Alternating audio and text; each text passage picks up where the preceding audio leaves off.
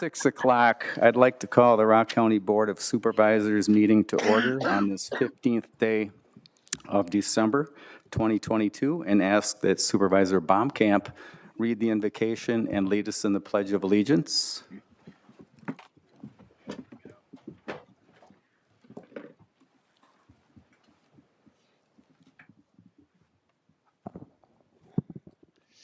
Thank you.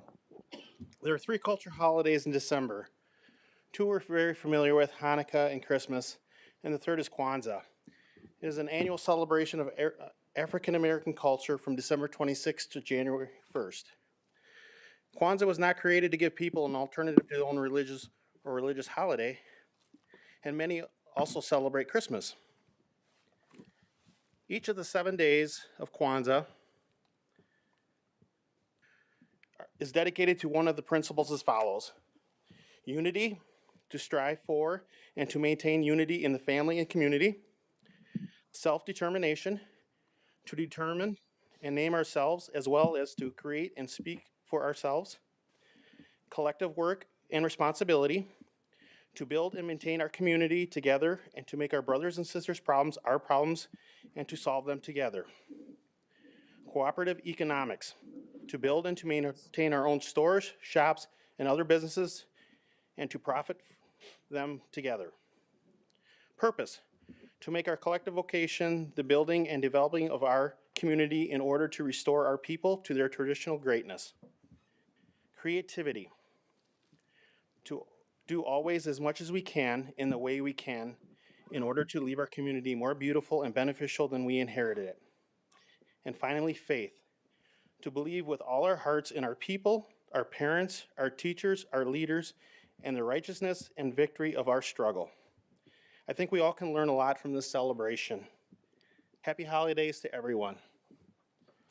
I pledge allegiance to the flag of the United States of America and to the republic for which it stands, one nation, under God, indivisible, with liberty and justice for all.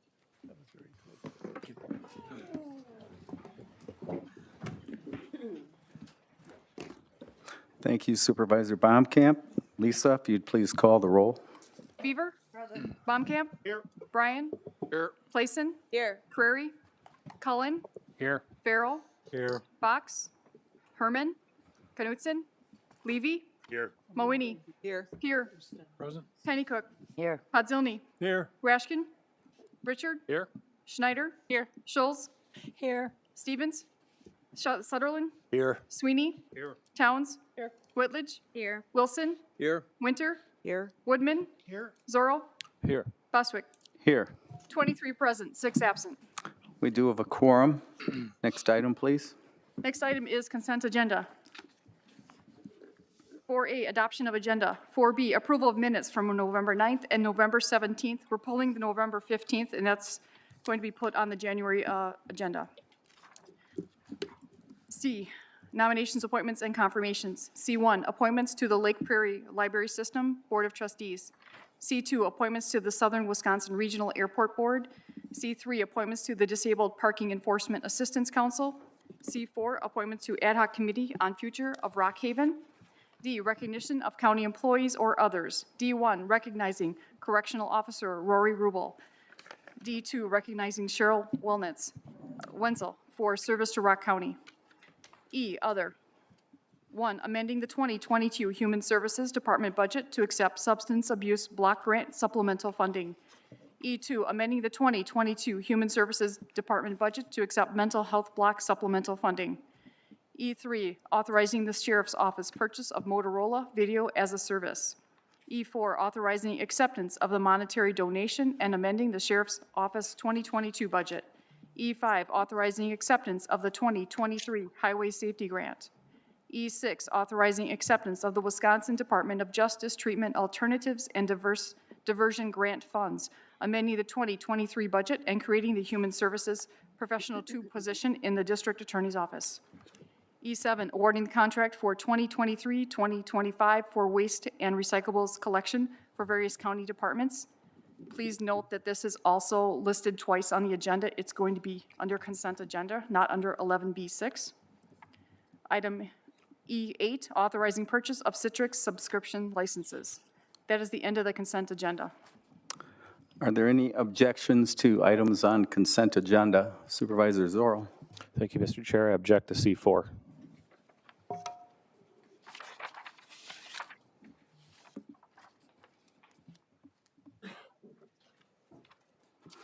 You want that moved to the regular agenda? Yes, please. Thank you. Sure. Supervisor Farrell. Thank you, Mr. Chair. I'd like E3 removed.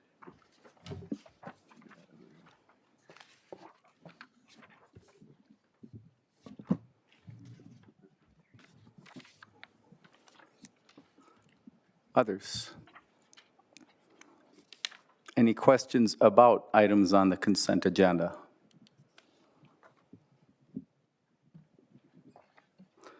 Okay, with the two exceptions previously noted, consent agenda is passed. Next item, please.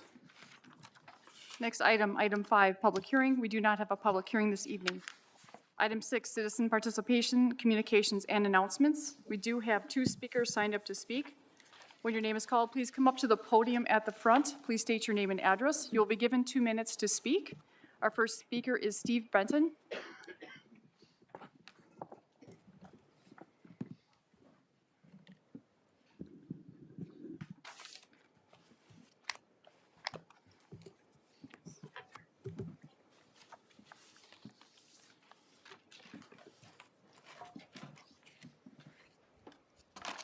Good evening.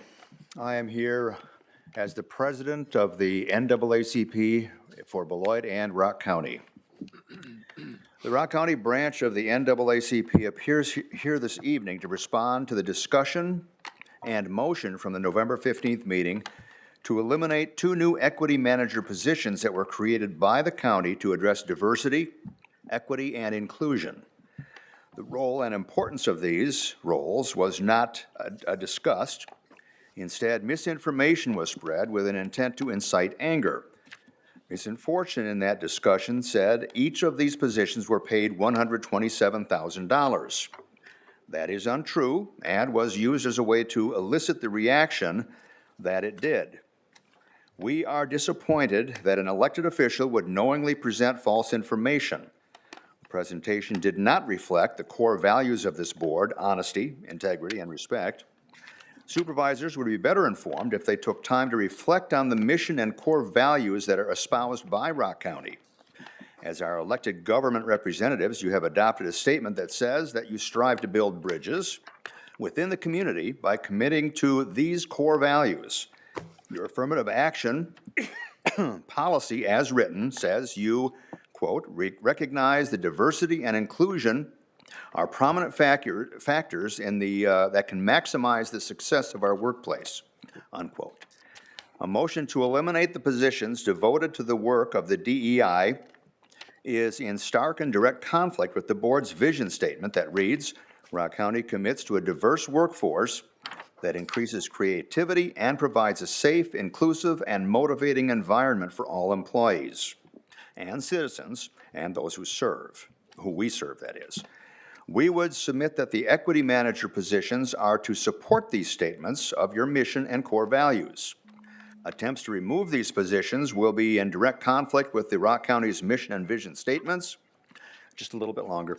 The executive committee of the NAACP is opposed to any attempts to eliminate these positions. As citizens who reside in this community and vote for you to be our representatives, we also expect you to uphold these statements that are not just words on paper, but a true intent with the expressed, that was expressed through the addition of these 2 recently hired positions. Racism in deed or action has no place within our community. Thank you for that extra time. Our next speaker is Jennifer Varela.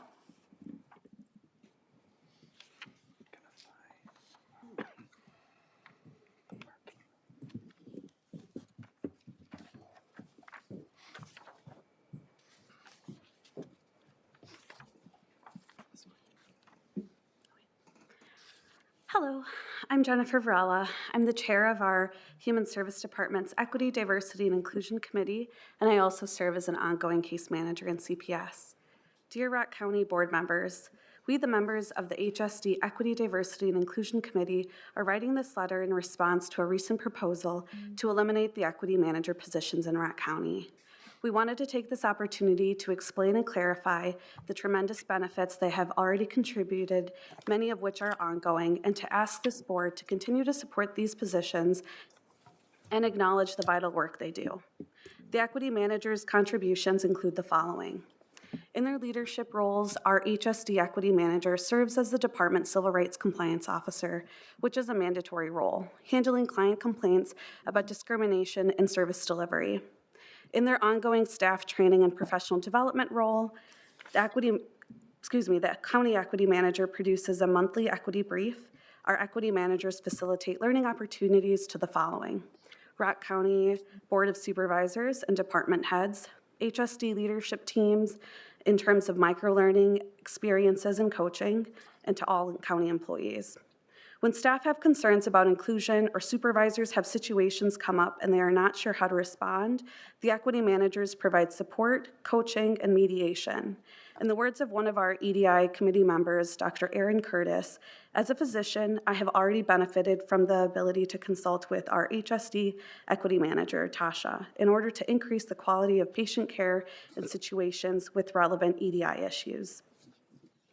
In their efforts to prioritize equity, diversity, and inclusion in program initiatives, policies, and practices, the HSD Equity Manager collaborated with the EDI Committee Policy Subgroup on policy recommendations.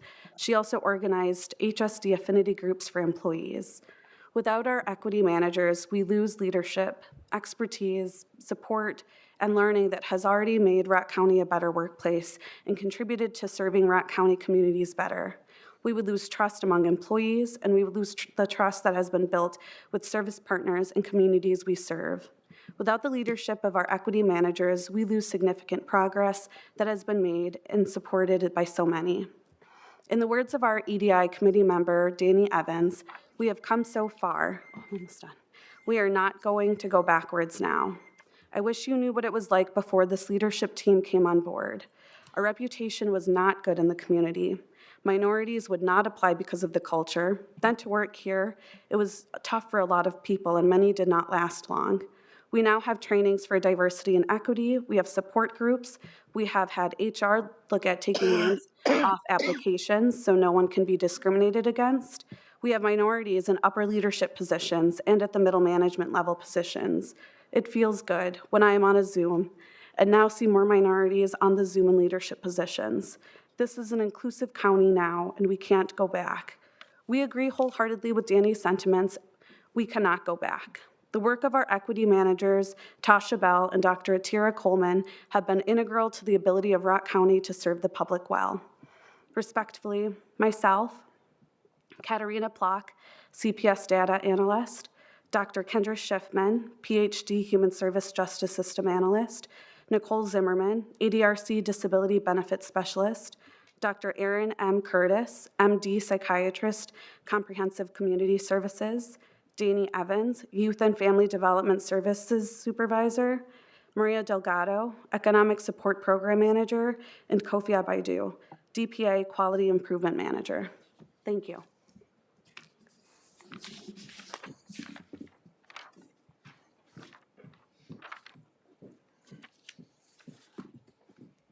We had no written comments submitted this evening.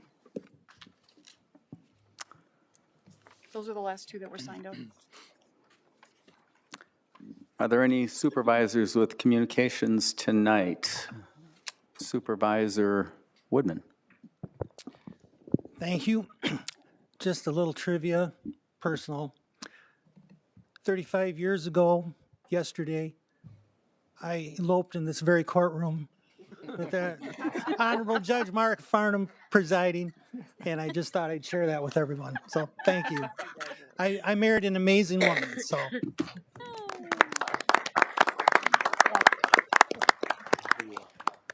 Supervisor Woodman, that begs the question, are you still married?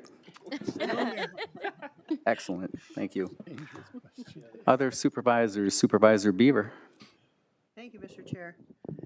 I want to wish everybody a Merry Christmas and Happy New Year and, you know, have fun at your holidays. I want to talk tonight about the Facebook page that has been out there regarding Rock Haven and the Sheriff's Department. I have a letter here from some of the people from Rock Haven staff. So I'm gonna let her go. Dear Supervisor, Supervisor Zorro continued false statement has caused many concerns for employees throughout Rock County. Rock County's mission is to enhance the quality of life, health, safety, and trust of all citizens by providing top-quality public services through a creative and responsive team committed to excellence, integrity, accountability, and respect. What is his mission? How is this behavior one that is providing top-quality public service? How can our employees, who are also citizens of Rock County, trust us when we have supervisors that is so out of order and out of control that no one is stopping him? How is it that he can post information on Facebook causing psychological warfare within departments? Leaders of Rock Haven are challenged with getting employees to work for Rock Haven and Rock County, and to see such posts of Rock Haven closure, Rock Haven now has employees upset from this untrue statement. We are challenged with staffing, and now families are concerned that we are closing, and what will happen to their loved ones, and why are they learning on Facebook? How can this continue to be the voice of Rock County? We assume Rock County was an employer of choice. Why is it we must always demonstrate professionalism as employees? However, he is allowed to go on rampage in every department, bringing such anger to employees. The supervisor is wasting time asking employees for information and then going on Facebook promoting psychological warfare and false statements of so many things. He continues to the Sheriff's Department with statements such as release the inmates. And I don't know how many phone calls and how many people have stopped me and asked, are we really just gonna let the inmates out? Was it written like that? No, but, you know, people interpret things different ways, so. And how is serving the constituents of Beloit and Rock County? This supervisor is a loose cannon, and this is a dangerous person that goes on with information that is not factual. He is causing more damage than what he has already done for the county. Please hold him accountable so that our employees will have public trust in Rock County. Supervisor needs to stop, please. Listen, ask appropriate questions, be respectful of the employees and their time and their overall profession. Take the information in and report the facts. Please show grace to others that do respect your position. When, sir, we will respect our position and what we bring to Rock County. Like I said, this was from Rock Haven. And I know that there is a lot of upset people out at Rock Haven right now thinking that it is closing. And it's all the, interpretation on Facebook with, the showing Rock Haven with, the closing question mark sign across it. They're upset. I don't blame them. The sheriff office, I don't know if they're upset. I haven't heard from them. I'm just hearing people on the street asking if we're really truly going to let, people leave. So I'm not sure what the answer is to this, but I was asked to please read this, so I did my job. Thank you, Mr. Chair. Thank you. Other comments? Supervisor Zorro, now, in the public comments here, this is not a back and forth. This can't be a rebuttal or anything like that to what was previously said. Understood. Thank you, Mr. Chair. Sure. Well, you know what they say, you only take on flack when you're over the target. In terms of, I'd like to refer people November 15th, 2 hours in, 51 minutes, 21 seconds. Look at the number there, $120,755 is the total compensation. For an equity manager, we've got 2 of them, $20,000 in fixed training, Total spend, $261,510. If you throw in mandatory training and our average hourly rate paid to employees, we're pushing close to $500,000 on that initiative. Now, I've got 3 hypothetical questions. Number 1, if you are applying for a grant and make it part of your plan to hire based on race, is that an example of systemic racism? Question 2, if you create a job advertisement and you make race a condition of applying for the job, is that systemic racism? Question 3, if your job application collects photographs of your applicants that makes it possible to screen people out based on their race, is that an example of systemic racism? Hypothetical question. Think about it over the next few weeks. Thank you. Any other supervisors? Supervisor Peer. Thank you, Mr. Chair. I'd just like to take this opportunity to welcome Supervisor Podzolny back to the attendance here at the full board. I know sometimes we overlook what a struggle it is for some people to make it. That was tremendous, and thank you very much for attending tonight, Russ. Thank you. Thank you. I appreciate your interest, Lou. I'm delighted to be back, by the way. Good to see you, Supervisor Podzolny. After you told me this morning you weren't going to be here. Here you are. Okay. The treats. Extra holiday treat, I guess. Any other supervisors with comments? Supervisor Mohini. Thank you, Mr. Chair. At the budget approval meeting, there were comments made that were only partially true and became part of the minutes. Shortly after the meeting, an email was sent out titled Corrections and Updates to Information Shared at the Budget Adoption Meeting. I would like to read that and have it part of the official record of the board. Employees essential to operations. It was noted that the equity manager position description does not have the box checked indicating these employees are essential to operations. To clarify, this designation was created only to reference which positions are required to come into the office during a snow emergency to keep our 24/7 operations running. It in no way is intended to represent which employees are not important. As of today, 42% of our employees are not considered essential to operations under this definition. With the increased ability for remote work, this policy has become outdated and will be considered for change in the next round of policy changes. Employees working from home. A question was raised about one of the equity managers working from home and whether that was appropriate. Following the pandemic, the county has a policy approved by the county board staff that department heads have authority to determine which employees are allowed to work remotely, including up to 100% remotely. This is a necessary tool to compete for employees in today's labor market. Like the equity manager position, many county staff whose jobs do not require them to be on site to provide direct service every day work a hybrid schedule with staff coming on site as needed. ECHO is not being charged for using space at the fairgrounds for Thanksgiving basket distributions. For those that were not at Thursday's meeting to receive this update, the county is not charging ECHO to use the fairgrounds for their Thanksgiving basket distribution event. The Ag and Extension Committee previously took action to waive any such charges for 2022 ECHO. ECHO decided on their own to try to hold the event at their location in order to reduce the time and costs of holding the event. If it does not work as well as they hope, they intend to pursue returning to the fairgrounds. Medium home value. We have historically reported the impact of the budget on the value of a $100,000 home to make it easier for the public to calculate their own tax impact. During the budget debate, the concept of tax impact on the homeowner with a medium home value in Rock County was raised. The Wisconsin Department of Revenue reports that the medium home value in 2020, the most recent year of the reporting, was $196,279.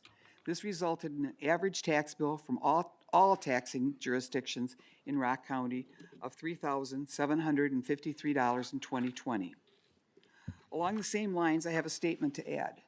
As we start the new year, it is my hope that we will all stop and think before we speak, on Facebook, to the radio stations, newspapers, or any time we are in the public. Yes, we are elected, but we are also representing Rock County, and our comments can create unnecessary concerns among our employees and residents. Please double-check your facts and be truthful when you speak or share items. It will help solve some unnecessary problems. Thank you. Thank you. Other supervisors with comments? Supervisor Winter. You know, I think this all comes down to the problem that we had when we had our Saturday meeting about what we want to have envisioned for Rock County and the board, and it's the whole lack of communication. And as one of the newly elected members here, that has been the biggest problem, is the lack of communications. One committee knows something that the other committee doesn't know, and we don't get all the true facts. So again, that's the problem that we need to address for 2023, is better communication. And I think then we can solve some of these problems that we are having. Thank you. Thank you. Others? Anything from staff? Randy? We placed in front of your desk some information, a press release that's going to go out next week regarding the new Federal Communications Commission broadband map. The last time we talked about broadband mapping, we indicated that it was full of flaws because if a census district, if one home in a census district had enough broadband speed, it classified the whole census district as having access to broadband. FCC has improved the map, but we still need to make sure that individuals that it's accurate from an individual basis. So this is information on how an individual can access the map, find their address. Hopefully their address is on they find the address through the maps. There may be situations where for whatever reason, the feds didn't have their address on the map. But that would be one of the things that hopefully a citizen could challenge. So we're asking citizens to access this broadband map online, to check their individual address as far as accuracy of the address being there, plus the speed of your broadband speed. And if it's not correct, if the data information that's not on there is not correct, to present an individual challenge, and there's a step-by-step process to go through this individual challenge. In addition, we're updating our webpage on our broadband project webpage to reflect some more steps on how to access the map and how to present challenges. So I just want to bring this to your attention. Thank you. Thank you. Anything else from staff? I do have one item.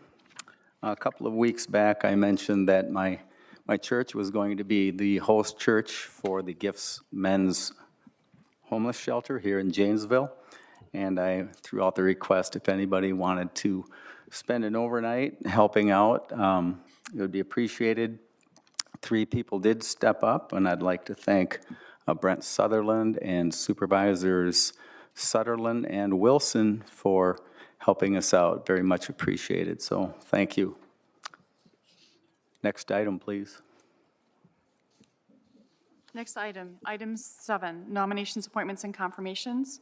Item C4 is moved to the appointment to the Ad hoc Advisory Committee on the future of Rock Haven. Discussion? First of all, we need a motion. Let's start with that. Moved by Supervisor Baumkamp, seconded by Supervisor Mohini. Comments, questions? Supervisor Zorel. Thank you, Mr. Chair. Rock Haven is extremely important. There's several budget challenges right now at Rock Haven, so we want to make sure that we're appointing the right people for this committee to get the job done. And one of my concerns is that there was no application or appointment process where multiple people could be considered and apply for this particular committee. So on that basis, I move to refer this to the staff committee so that an application and appointment process could be done. It's not, so this is not like a typical county board resolution. The appointment power is vested in the chair alone. There's no supervision by any committee. So however the chair decides to construct an appointment process is how the chair can decide to construct an appointment process. The board simply has the right of confirmation. So it's an up or down vote, yes or no. Point of order on that, is it in order to make an amendment to this? No. What are the options? To vote no or vote yes.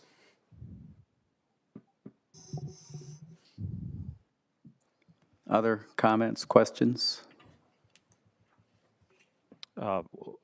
Just a point of order. Are we able to have the board vote on that? Another vote on your parliamentary This isn't determination? parliamentary procedure. This is statutorily delineated. So the board chair is vested with the appointment authority to boards and commissions. Understood, thank you.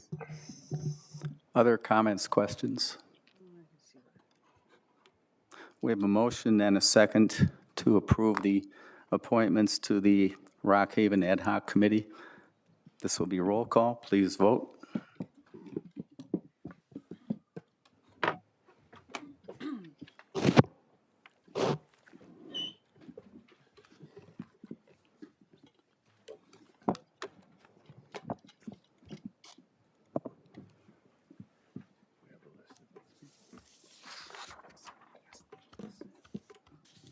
Just give me a second.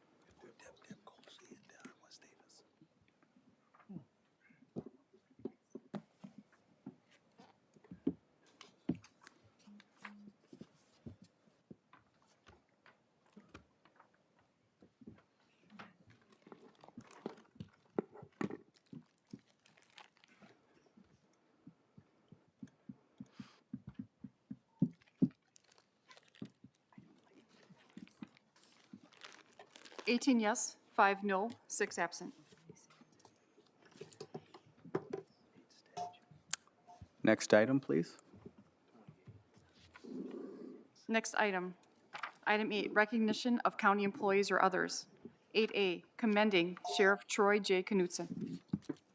Moved by Supervisor Beaver, seconded by Supervisor Peer. Supervisor Beaver.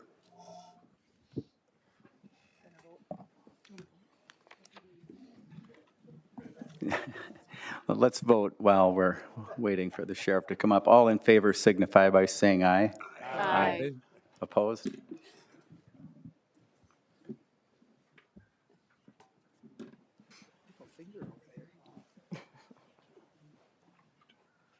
Before we start on this, I'd like to thank our little elf that brought the little candies for us at our desk.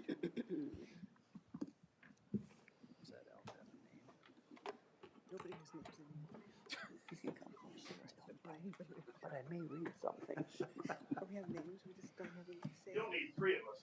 Troy already talked for 45 minutes. But see, he's last to talk. All right, it is my honor to present this resolution commending Sheriff Troy Knutson. Whereas Troy J. Knutson began his employment with Rock County on August 11th, 1988, as a correctional officer in the Rock County Sheriff's Office, was hired as a deputy sheriff on February 1st, 1990, and was promoted to sergeant on March 1st, 1995, then promoted to lieutenant on March 26, 2000, and also promoted to commander on February 6, 2007. Whereas Troy J. Knutson was elected sheriff and began his term on January 2nd, 2019, and has served continually through 2022. And whereas throughout the tenure of the sheriff's office, Sheriff Knutson has served in many capacities, including jail in-service instructor, principles of subject control, instructor defense and arrest tactics, DAT instructor, Metro Unit Deputy, K-9 Unit Sergeant, Special Weapons and Tactics, SWAT, team member, SWAT team commander, transition team member, law enforcement services commander, correctional services commander, Southwest Incident Management Team member, and the FBI National Academy graduate. And whereas Sheriff Knutson has received numerous commendations and letters of appreciation, including the development of a use of force report system, removal of soilless? How do you say that one, guys? You butchered it so bad, I don't know. Which one you got there? Where are you at? Can I have your handcuffs and your? Souls. Glenn Souls was a consent decree. It was a big deal. Yeah. Federal consent decree against the county. Yeah, now I lost my spot because, you know, Archie Devine. he's ripping on me up here, so anyhow. Where were we here? A uniform, blah, blah, blah. Okay, consent decree, Footville Bank robbery. You robbed a bank? Lentz homicide case, the Caden, you did, the Caden Powell kidnapping, and the Joseph Jabowski incident. And whereas Sheriff Knutson will retire from public service on January 2nd, 2023. I've worked with Sheriff Knutson for a long time. He is a very respectful person, always positive, even when things are not going correctly. I have never seen him lose his temper, but I'm sure he probably has with these two. But he's done a very nice job, you know, well received in the community, and we're going to miss him.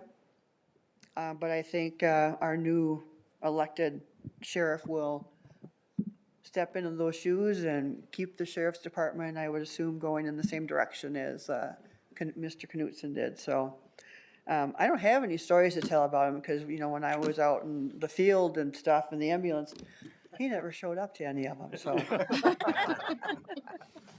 Anyhow, it's because he was too busy robbing the bank, so. I just want to congratulate him, and I hope you enjoy your retirement, and make sure that you stay away from these two so you're not, you know, having to do something. Thank you so much. All right, guys, your turn. All right, I'll be real brief with this, but I will note that when I went to the FBI Academy, one of Sheriff Knutson's first things he talked to me about is all the good places to eat, which I will credit him that he never managed to miss an opportunity to be there right on time whenever we had lunch somewhere. And as skinny as he is, I can't believe it. But in all seriousness, when I started as a deputy, Troy was my sergeant, and then ultimately my lieutenant, and then my commander. I worked with him on both sides of the building in those ranks. I have a tremendous amount of respect for him. He's honestly one of the true nicest, kind-hearted people I have ever met. He would do anything for anybody. He will be sorely missed. I appreciate everything he's put into things. We were SWAT team members together. Ultimately, he was my commander, and then I followed suit shortly after that, being a commander on the team. Oddly enough, I seem to have followed in his steps along the way quite often. He's a credit to our agency and a credit as a person, and I appreciate everything. Well, apparently I gotta say nice things too about Troy today. Check the time. That's right. It's been an absolute honor to serve as Troy's chief. I was humbled when he chose me to be the chief deputy after Barb Tillman. A lot of big shoes there to fill. Interestingly, we're completely different people that end up thinking just alike. We probably vote exactly opposite at the poll. I'm pretty confident we watch different news channels.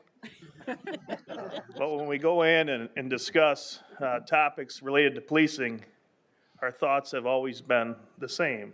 So having partisan, I understand it as sheriff, but there's only one way to police, or there's only one way to be a sheriff. There's only one way to do the right thing. And I've been very proud that Troy can turn the other cheek a lot better than me. I will fight you much quicker. I will get mad much quicker, and I don't forgive you near as quick. But I'm really proud I got to serve with Troy, because like the new sheriff said, you're not going to find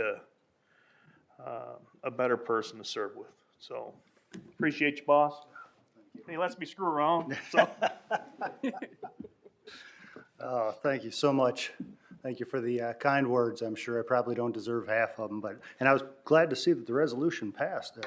I appreciate that also. You know, it's just phenomenal. I feel so privileged to have been able to work at the sheriff's office for the last 34 years, serve the citizens of Rock County. It has just been an absolute honor. I have enjoyed it. It is, I feel very blessed to get to this stage of the game, to be walking out the door and think, you know, if I had it all to do over again, I'd do the same thing. You know, I'm not sure that everybody feels that way at the end of the day, but I absolutely do. And when I hire a new correctional officer or a new deputy, I gotta tell you, I'm green with envy. You know, I think of what they've got ahead of them, the things they're gonna see and the things that they're gonna do, and I think, boy, I'd like to switch places with them. I would sure like to play that game one more time. It was absolutely phenomenal. I guess as I keep this short here, I'd like to say thank you to Mary. She has been it's been great working with her, a great connection to the county board.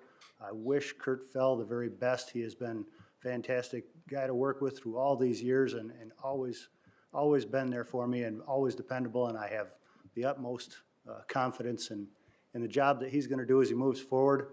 Craig Strauss, just absolutely invaluable for the last 4 years. I mean, he has, in probably most cases, done the difficult stuff that had to be done. I think sometimes the sheriff, you know, you kind of have to, we trade off a little bit on who's in charge of which duties, and sometimes he ends up on the short end, and I'm sorry for that, but he really has, he's led our agency with a lot of compassion, and while he's tough when he needs to be tough, people know that he cares, and that means a lot.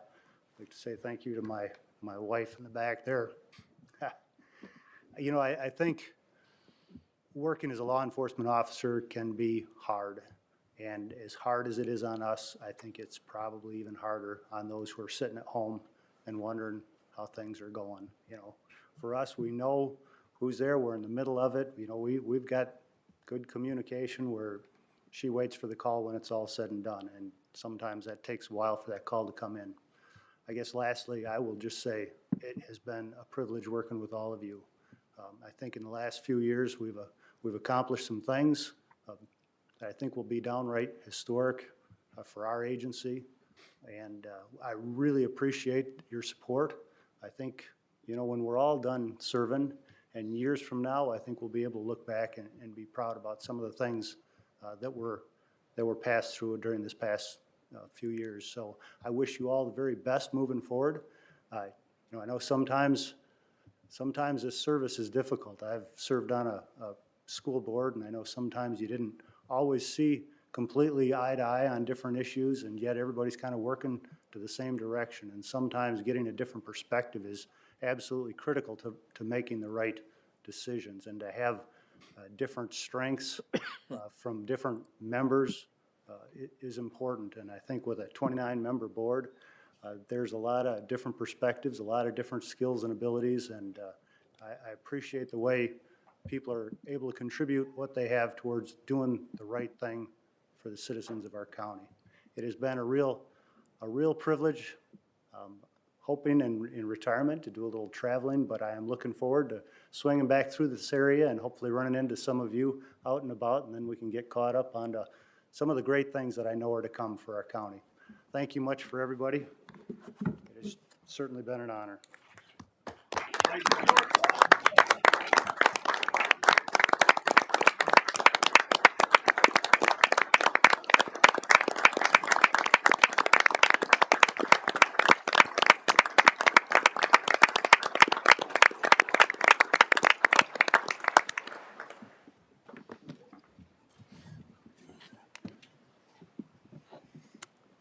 Next item, please. Next item, item 9, introduction of new resolutions or ordinances by supervisors for referral to appropriate committee. Any supervisors wishing to introduce a new resolution, please bring it forward at this time. Any supervisors wishing to introduce a new resolution, please bring it forward at this time. Seeing none, next item, please. Item 10, reports. 10A, presentation of classification and compensation study recommendations. Victoria McGrath, McGrath Human Resources Group. Hey, Josh, do you want to do a few introductory remarks? Yes, thank you, Mr. Chair. one of the, for Victoria's first time here, and I'll introduce her in a second, the first lesson she's learned is never follow Sheriff Knutson when you give comments.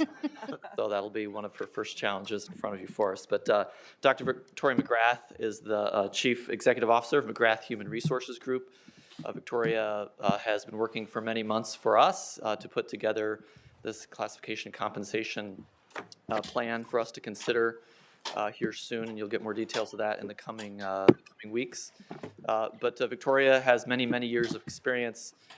Not only has she been a consultant for more than 20 years doing this work, previously she worked almost for 20 years as well, mostly in public sector human resources in Wisconsin, in local government and school districts, as well as some experience in the private sector, which I think is unique perspective on what we are all facing here as we look forward to this. So with that, Victoria is going to share with us a little background and what we're experiencing right now, the process we went through, and then where we're going forward. And at the end, there'll be an opportunity for questions for you, and then I'll close with just some comments on the process going forward. So with that. Thank you very much. Am I on? Let me see if I can turn you up here. Am I on? Yes. Okay, perfect. Thank you.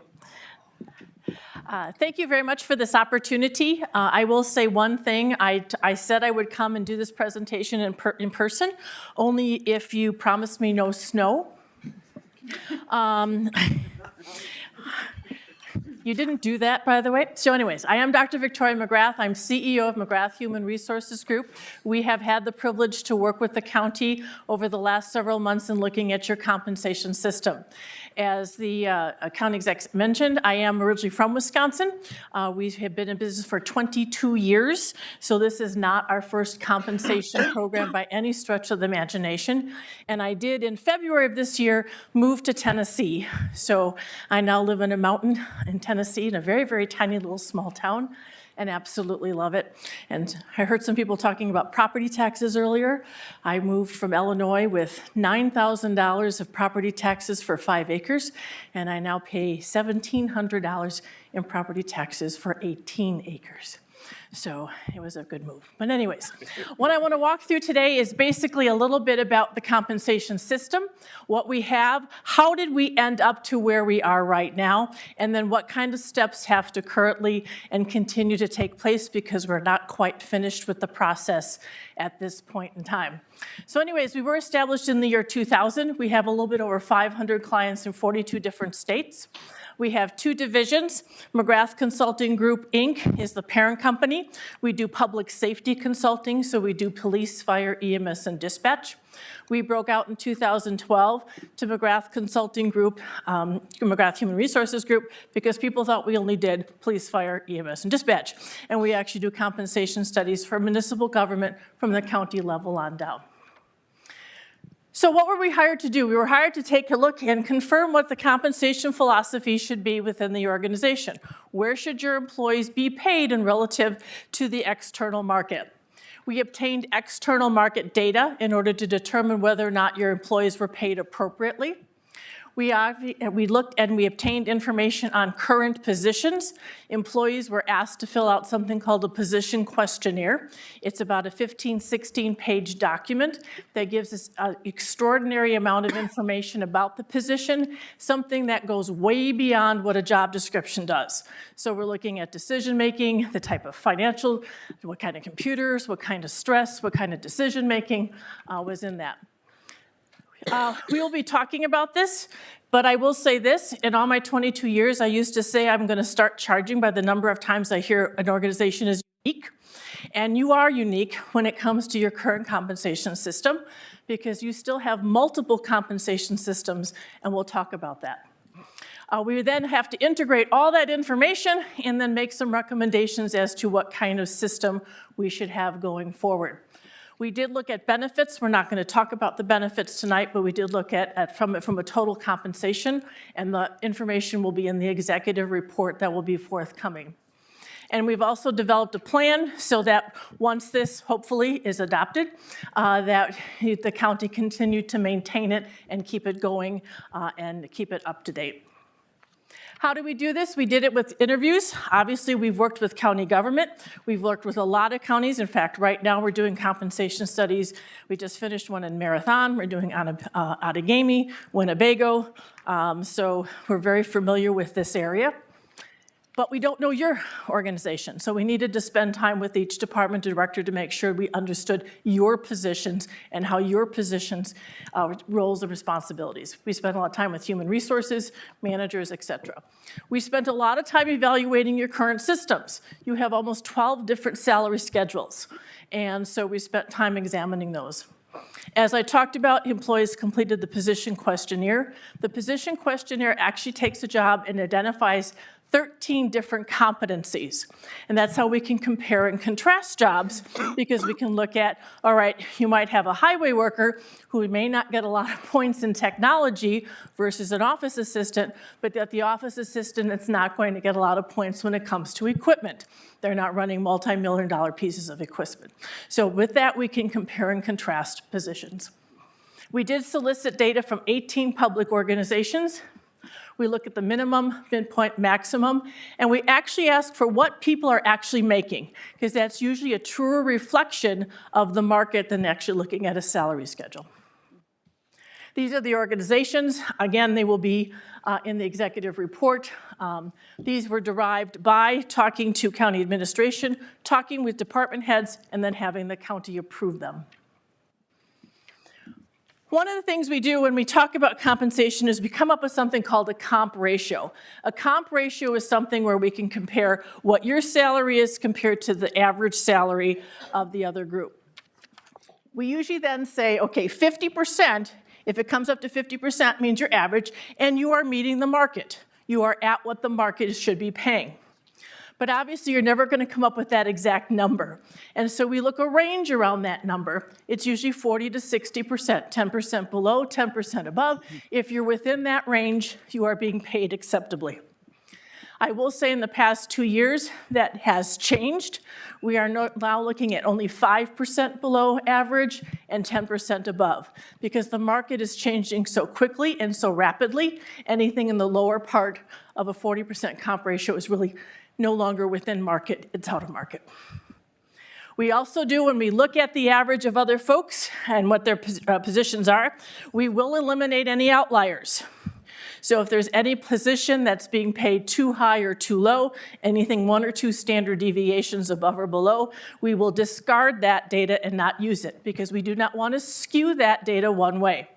My saying for the past 22 years has been, elected officials want me to keep all the low-paying communities in, employees want me to pay all the high-paying communities in, and I don't make either one of you happy. We're going to make sure that we look at that from a pure average standpoint. The story is kind of complicated here, because some of this information is going to look like, hey, we really don't have a problem here. But there's some backstory here. Basically, if we're comparing your step 1 of your multiple schedules to step 1 or the minimum of the other schedules, it really doesn't look that bad. It looks like 34% are under the market. We have about 14% that are at risk of falling out, and 66 are aligned with the market. And we're seeing that in a lot of our studies. But what we cannot capture is this, is that the vast preponderance of communities around you, and we know that because we're working with them, do not start at step 1. They're starting higher in the salary range because step 1 is no longer a competitive rate. So on paper, step 1 to step 1 looks good, but where are you really hiring? Are you hiring at step 3, step 4, step 5? Where are they hiring? So this is really not a very good representation anymore of where your minimums are within the market. The other thing that's a little deceiving too is we compare what your people are currently making compared to what people out there are currently making. And again, it doesn't look that bad. It says 64% are aligned with the market. However, looking at the age and demographics of your organization, we should see a lot more people up in that 50 to 60% range because they have longer tenure, which is telling us they're not moving through that salary schedule at an adequate pace. So even though from a graph it looks really nice, it really isn't telling the whole picture. This is your biggest problem. this is all of your salary schedules. So this is all of your schedules analyzed. So you have schedules for 1077, 1258, 2489. Some of them have 18 ranges. Some of them have 4 titles. You could reach the top in 4 years or you could reach the top in 20 years. You compare positions in one of these schedules and you have the same exact position in another salary schedule, pretty much doing almost the same thing, being paid very differently. You would have a really tough case showing how you have pay equity within this organization. I will tell you this, I saw this right after Act 10. Because we had a lot of salary schedules, because we had different unions, Act 10 came along, and 95% of the municipalities around you said, we can't live with this anymore. This makes no sense. And you're about the last holdout in the state. I can say this, I fortunately don't have to do it, but I was talking to your HR director today. You've got a new HR system coming in. Your new HR system can't handle this mess.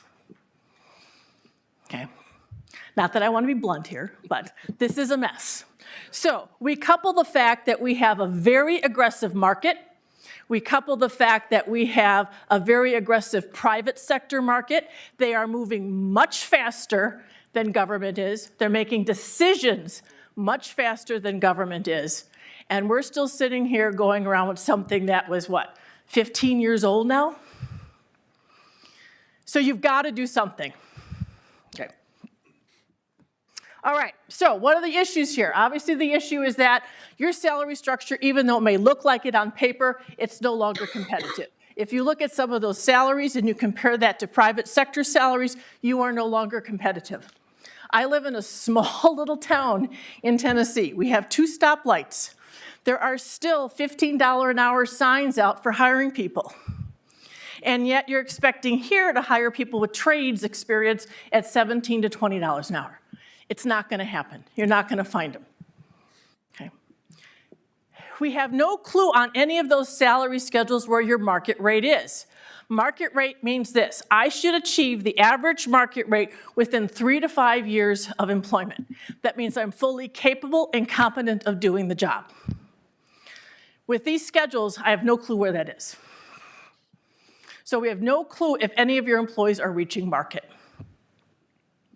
It's obviously a lot of inequity, and a lot of multiple systems have created multiple compression systems because we actually aligned all those systems and put them together. And you've got folks that may not want to take any type of promotion or increase in opportunities because the salary schedule that they're moving to is paying less than or close to what I'm making now. So why would I take on more responsibility, more accountability, and get less pay? So that's a major issue. I think I talked to Josh earlier, you talked about what's happening in the global market. Government is being very much affected by what's going out there in the external market. Right now, according to NeoGov, there has been a decrease in applicants in government sector by at least 37%. People no longer want to work with government.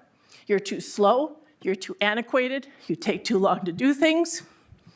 And don't worry, I grew up in government, I get it, okay? But yet there's been a 56% increase in government jobs. We don't have the population right now anymore out there to go to. The baby boomer issue has finally hit. Those of us that are the baby boomers, we're leaving the market. And we didn't have 6, 7, 8 kids replacing us. So regardless of what happens with the economy, I think we're still going to have a wage war because we're all fighting for a smaller pool of applicants who want to work in this type of structure. So you need to do something that's going to be competitive, not only salary, but from a total compensation point of view. You have to look at your geography. You're not an island. I can stand on the corner and there are multiple opportunities for me to go to work for. So why do I want to turn right and come into this building versus left and go to one of the other buildings around us? What's going to attract them to you? We have public sector competition. We are looking for individuals right now that, no offense, what we used to think was important was benefits is no longer important. Give me money, give me time off, make sure I'm valued, and I have a work-life balance. And having that insurance, wait till they get a little older, is not important to them right now. So attracting them and by saying you have the highest paid health insurance isn't going to be the reason they're going to walk into your door. What are you doing on these other types of things? And you are doing some things that are very good. So you just need to build off of that. Your demographics. Your average years of service right now is 9.35 years. You're higher than the industry 10 for government, which is 6.5 years. However, you've got this group of here from 16 to 30 that are all your folks that are 50 plus years of age. They are going to be retiring, they are going to be leaving, and that trend is going to inverse and you're going to see much higher turnover. The county provided this. 76% of your turnover in the last couple of years has got within the first year of employment. So you're getting them in the door, you're not keeping them. Do you know how much time it takes to train, to get people up to speed, to know what they're doing, to turn around and have them walk out the door? And then you've got issues with your current staff of overtime, burnout, how much more can they take on because the other folks around them are not here. So it's leading the issue that you need to do something to make sure that you're the employer of choice. Compensation philosophy. Compensation philosophy says, where do you want to be as an employer? I will tell you in 22 years, probably 95% of my government clients want to be the average payer. It's an easy sell to taxpayers, want to be average. Hopefully, I just left an employer for the last 2 days working with one who used to have a compensation philosophy being lower than average. It's not working so well for them, by the way. But we are getting more and more employers that are saying, you know, we're not going to be at the 50th percentile anymore. We're going to be at the 55th. We're going to be at the 60th. We need to do something to attract those folks here. Because of your salary schedule issue, we are recommending at the average market rate at this point in time. It's going to be enough to get folks just into salary grades that are competitive at the average market rate. If you can get them in there, if you can get them where they should be, then I think you may want to start looking at, do you want to creep up on that? But again, I don't know about you, my crystal ball for the next couple of years is a little shaky, but it's something that you may want to think about because some of the folks around you are doing that. Okay. All right, so what we did is we created one, I repeat, one salary schedule. We've dumped all of those 12 other salary schedules. We've created one. Obviously, you still have two groups that are unionized. Those are not a part of the study, and they continue to do what they're doing with theirs. It's basically 14 steps. There are 25 pay grades. Step 1 through 6 is a 2.5% increase each year with acceptable performance. I do not like breathing pay, so as long as I'm doing my job and I'm getting an acceptable performance evaluation, I can move to the next step. That step can be withheld or denied in the event there's a performance improvement plan or process that's going on with human resources. Step 6 represents the average market rate. So once you get to step 6, you are earning what the average market is for that type of position. So if you start at step 1, because I have just the minimal skills and education necessary to do the job, it's going to take me 5 years to get there. But you can start at steps 2, 3, 4, 5, as long as HR is involved. So the steps do not necessarily represent years of service. So if you see the schedule and you look at, hey, I'm placed on step 4, but I've been here for 10 years, it does not mean you should be placed on step 10. Because you could have started here at step 4, that doesn't mean you've been here for 4 years. So try not to equate the steps with years of service. We then decrease to 2.3% and end up at 2%. You need to do 2 things, and it's highly recommended that you do 2 things every year. Number 1, you need to continue the health of the salary schedule. Because if you don't do it, you're going to be where you are now, and that those salary schedules are no longer competitive. So every year at budget time, I'm going to use January and July. The county and HR can do whatever they want to. But every January 1st, you need to look at what's happening out there with the market. Do we need to increase that salary schedule to keep it competitive with what everybody else is doing around us? So my meager example here, believe me, there's nobody being paid at $12.53, okay? But on January 1, that step's gonna go up by 2%, and that's gonna go up to $12.70. Everybody will get that step increase because you're maintaining the health of that salary schedule. Then in July, we'll have a simple performance evaluation. If I'm doing my job, I can move to step 2. In this case, it's $13.01. And you do that until you get to the end. My example stops at step 6 for ease of screen space, but in your case, you'll start at step 14. What we do recommend is at step 14, again, this is something you will have to approve if you so choose to do so. On January 1st, if I'm on step 14, that step 14 is going to increase, in my example, by 2%. But in July, I've got nowhere to go. There's no step 15. And what you want to continue to do is you want to continue to reward those employees that are still with you. So we recommend that you give that percentage increase in a lump sum, non-base building increase, so you're still rewarding your employee, but it's not changing the scope of the schedule. Again, something that we recommend, something that you will need to approve. All right, we've placed all of the positions into these 25 pay grades.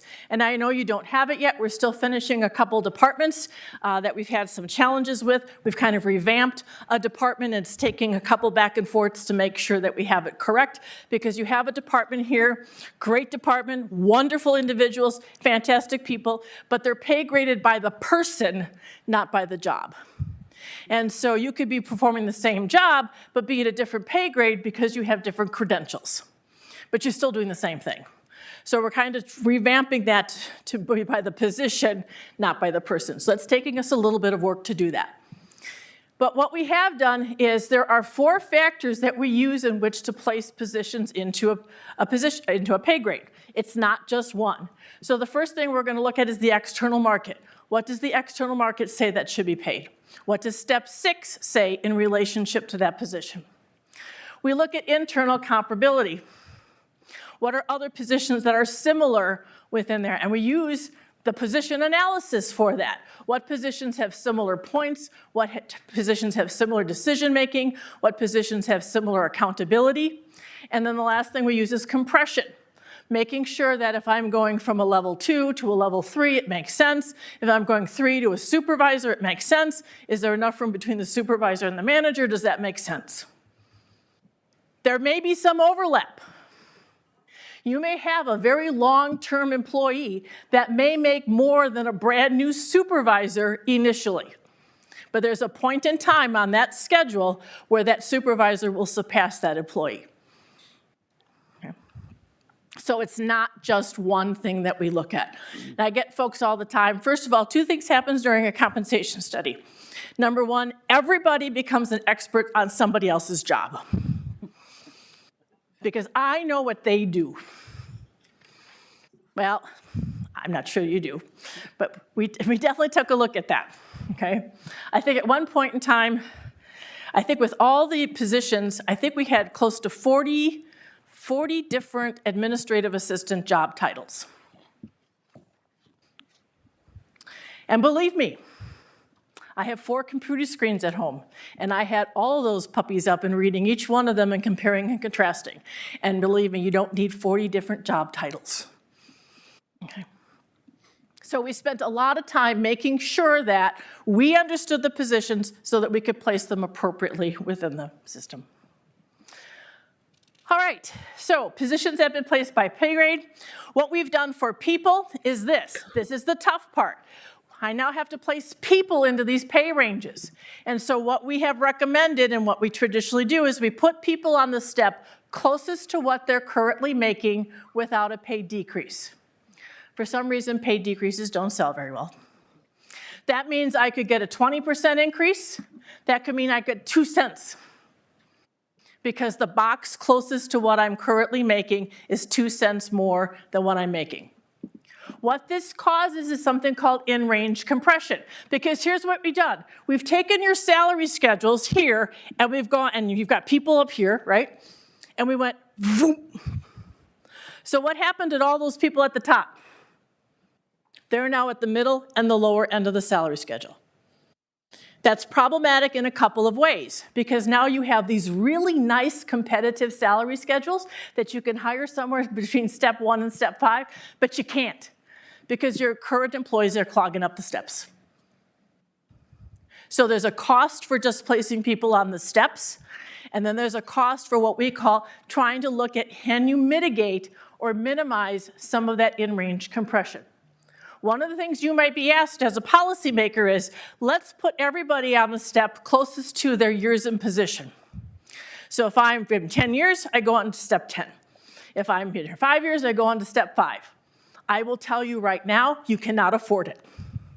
You take whatever price I gave you for just putting people on the steps and triple it, and that's what your price tag is going to be. So that's not an option I really would recommend you consider. However, you do need to consider spending some money to get those folks who are now in steps 1, 2, or 3, or step 4, who have been here for 6 years or more, out of those steps so that you can use them and hire folks. Because you have a lot of turnover.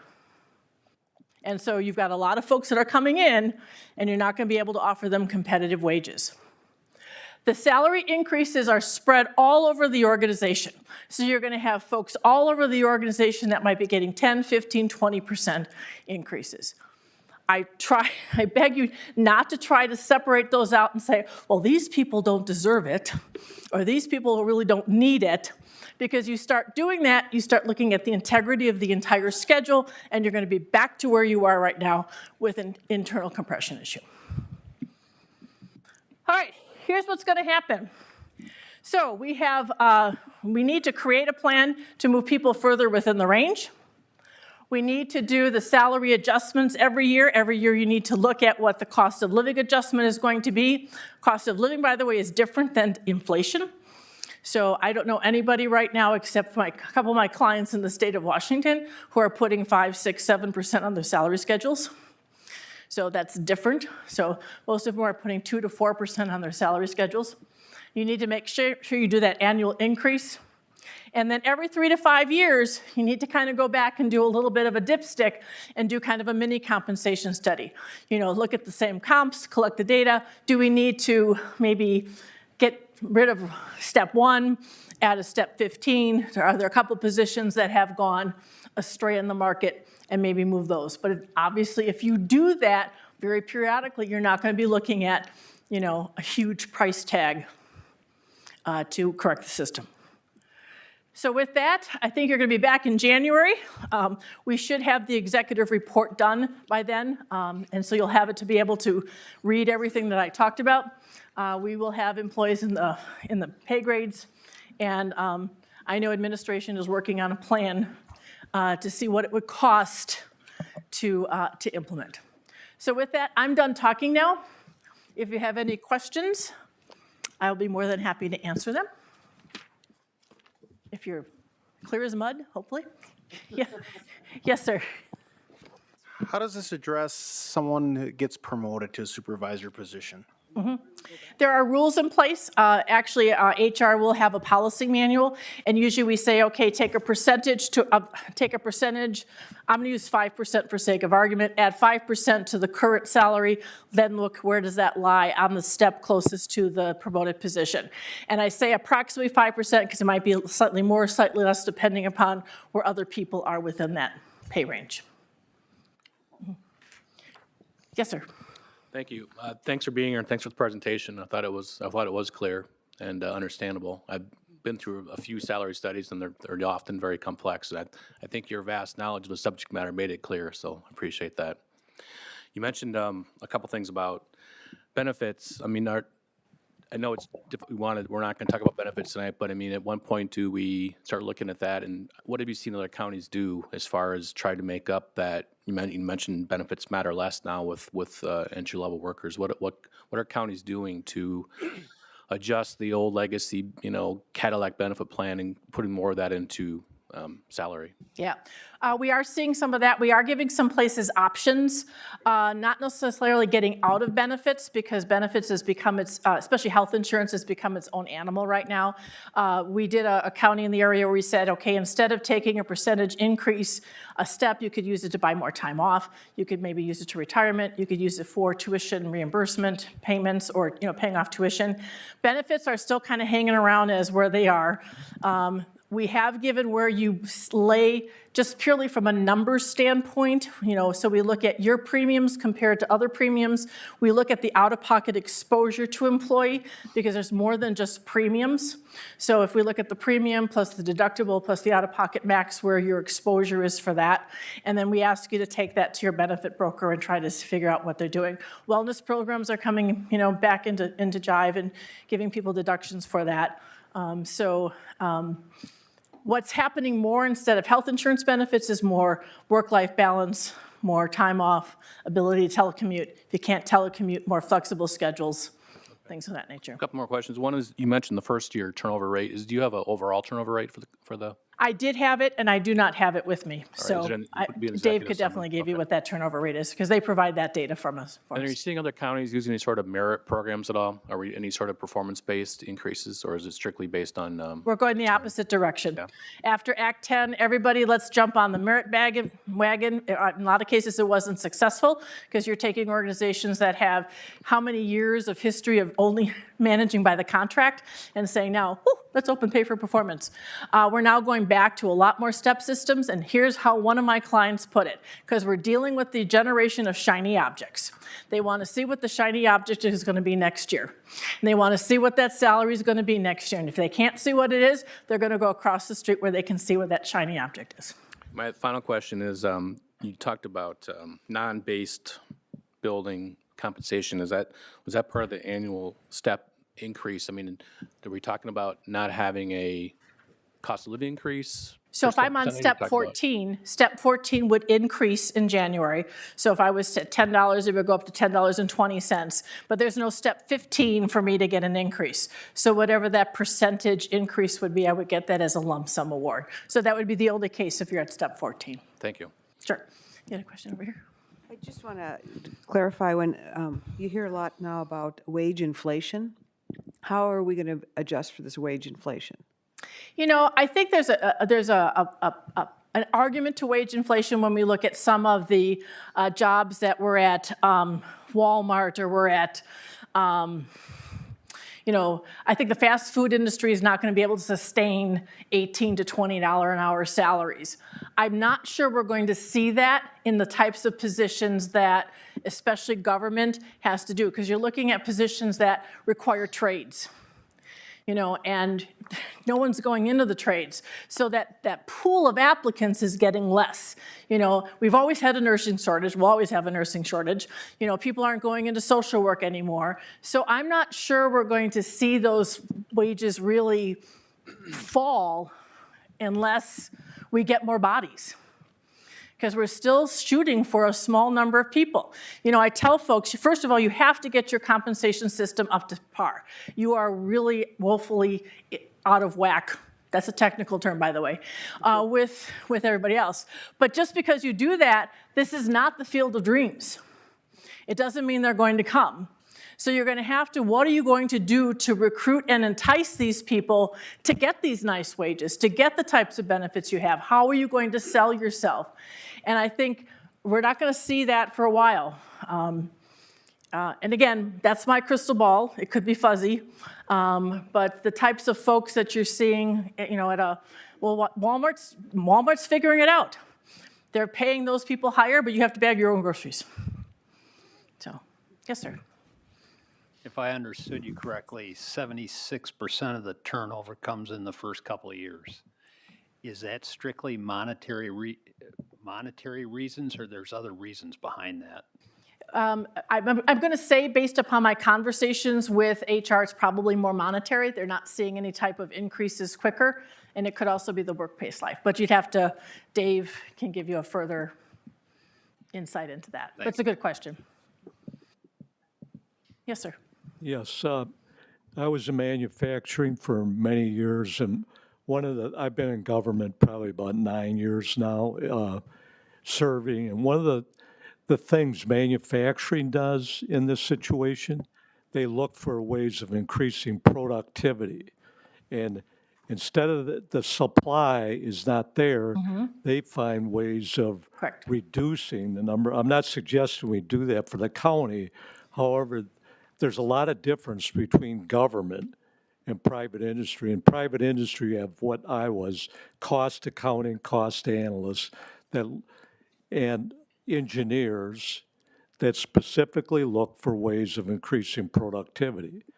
And I'm not denigrating county employees, but I work in city too. I don't really see a lot of motivation of coming up with productivity increases to combat this problem.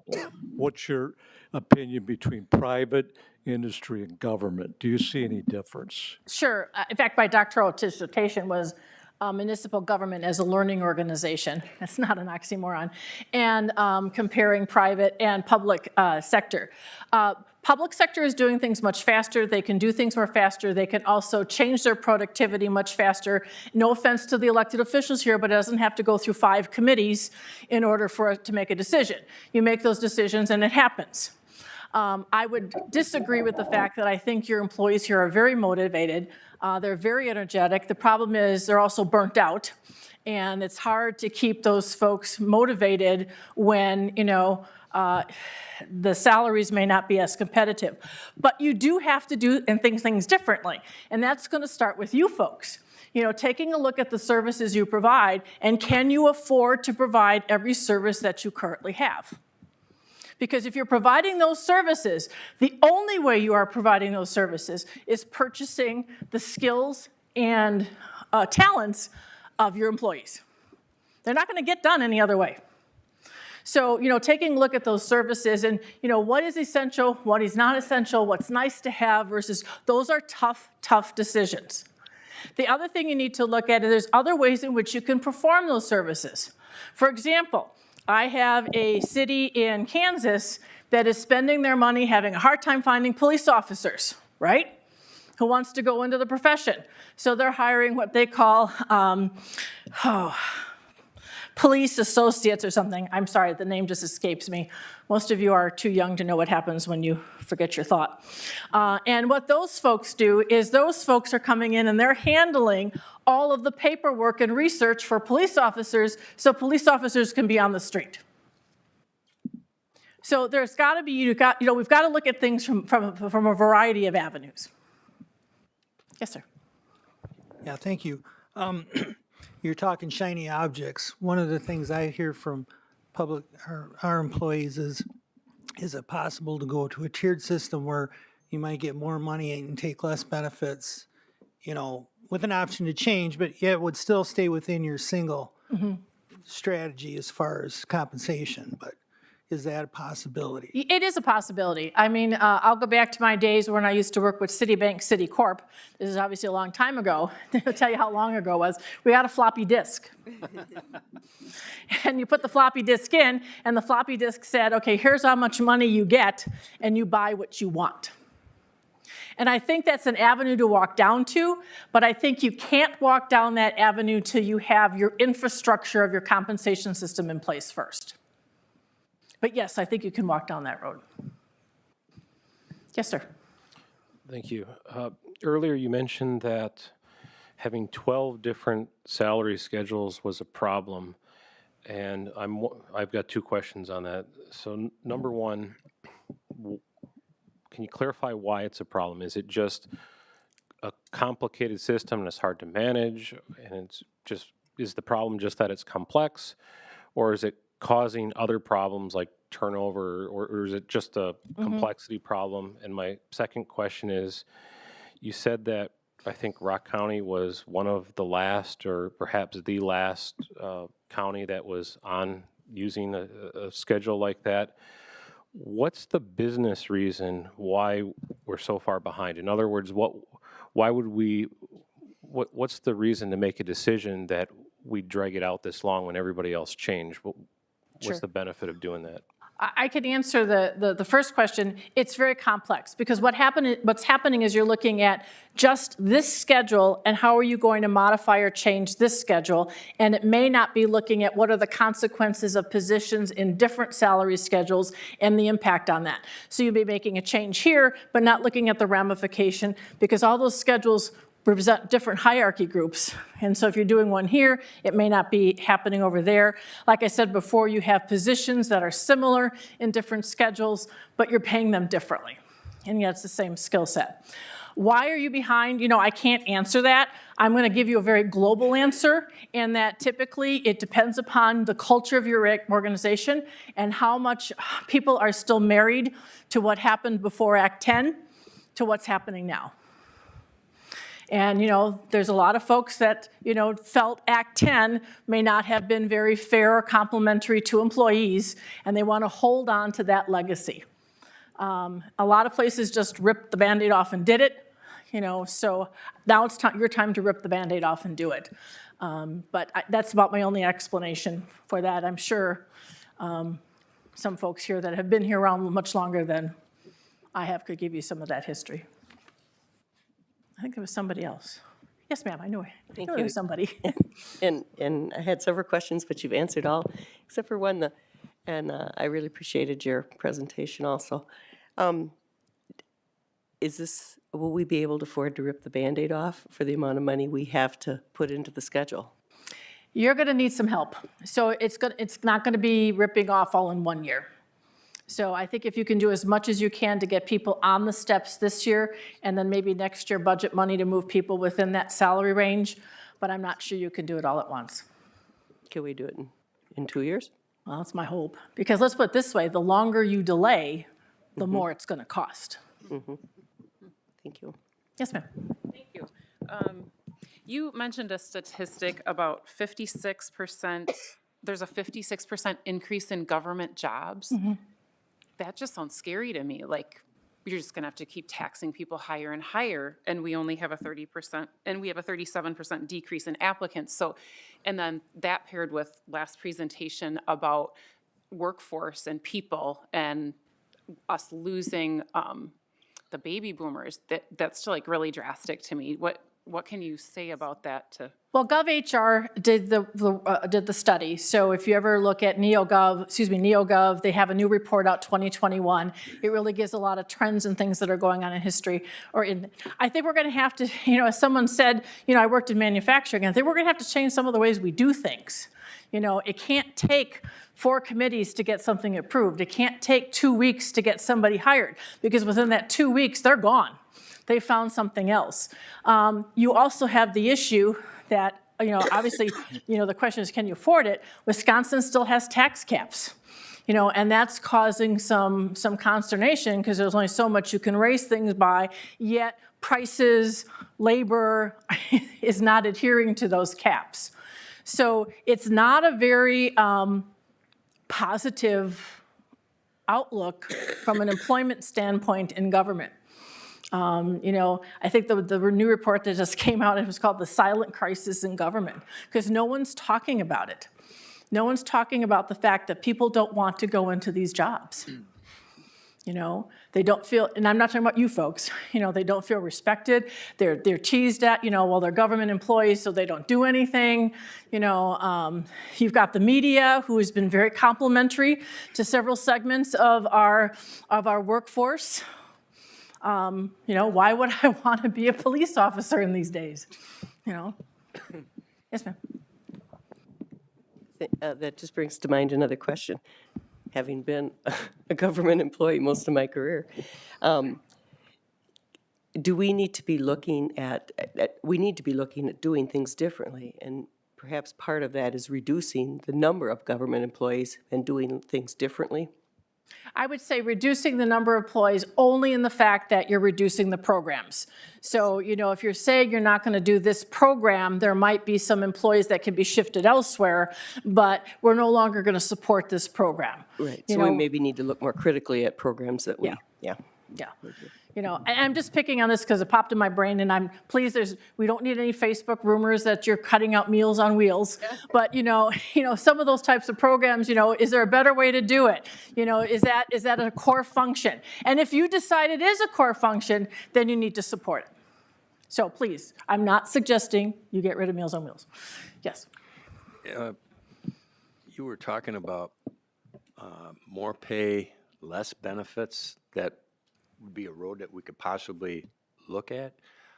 Aren't benefits, employee participating in some of the benefits result in a lower premium or a higher premium depending on enrollment? So how does that factor into lowering your bar of your safety net, so to speak, and giving them more money? Yeah, that's where you really need to work, obviously, with a benefits broker, but you're absolutely correct. Obviously, if people used to in the past say, okay, I'm going to give you money for not taking health insurance. There's a couple of problems with that. One, you've articulated very well. If your census goes down, who are the ones that usually stay with the plan? Okay, it's not necessarily your healthy ones. So you need to take a look at that. Also, there's some tax implications when it comes to the Fair Labor Standards Act. Because if you give money in lieu of health insurance, it's considered it's considered income subject to overtime. So there's definitely some ramifications. So you really need to kind of sit back and take, what is my total compensation basket going to look like? Do we want to offer some folks choices? And what's more important to them in offering choices? Is it time off? Is it tuition, pay for my tuition, pay down my tuition loans? Is it putting more money into WRS? Because you still have that group on the upper end where retirement is really important, and I can't use the 6 weeks of vacation I have. So can I pay some of that off, and can I put that into retirement? Or can I use that for something else? So you need to start looking a little bit more creatively at your whole benefit mix. Those are all great ideas, but you got to fix your infrastructure first. And then we can spring off on some of those other things.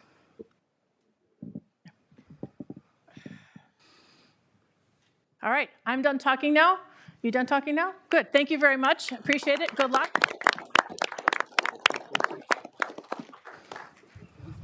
Thanks, Victoria. And again, just to reiterate a couple points that Victoria made about timing, you may have seen an email I sent out to county staff last week maybe. And so what we'd expect to do is continue to work on finalizing the pay grid that Victoria referenced in those departments that we're trying to finalize things. What our plan would be is as soon as we can, maybe in a couple of weeks, we'll send that out to you independent of any packet or agenda so that you have time to review that in anticipation of coming back to you in January with a resolution to consider adoption of the new pay grid. So obviously there's gonna be a lot of questions I think that you'll think of following this. And if you do have questions, please feel free to forward them to me or to Dave, and we can consult with Victoria and try to get answers for you as well. But pay attention to your email over the coming weeks. I know over the holidays it's probably something you'll check out of a little bit, but we're going to try to get that information to you as soon as we can so that in January we can continue to move forward with the program. Again, thank you, Victoria. That was, wow, a lot to think about, and we'll be dealing with this for quite a long time, I imagine. At this point, I would like to have a motion to go into recess so we can do a little bit of holiday partying in the back room. And there's a motion by Supervisor Richard, seconded by Supervisor Baumkamp. Before I call for the vote, in the back room, there are some treats set up. So supervisors, department heads, staff, et cetera, if you would like to make your way back there if you wish. You don't have to, but if you'd like to, that would be a great thing. And we'll spend about, maybe 15 minutes back there, and then we'll resume the meeting at that point. So we do have a motion and a second to have a recess. All in favor signify by saying aye. Aye. Aye. Opposed? Recess.